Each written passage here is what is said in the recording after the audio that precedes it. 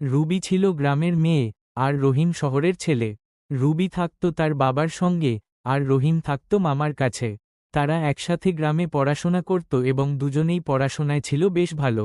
এই বন্ধুত্ব ধীরে ধীরে পরিণত হয় ভালোবাসায়। তারা বড় হয়ে কলেজে ভর্তি হয়। কলেজ জীবনও কেটে যায় একে অপরের সান্নিধ্যে। একদিন রহিম রুবিকে বলে, আমি তোমাকে বিয়ে করতে চাই। রুবি হেসে জবাব দেয়, ঠিক আছে, আমি রাজি। তবে একটা শর্ত আছে, আমাকে ট্রেনে চড়াতে হবে। আমি কখনো ট্রেন দেখিনি, আর তোমাদের গ্রামটাও ঘুরে দেখতে চাই।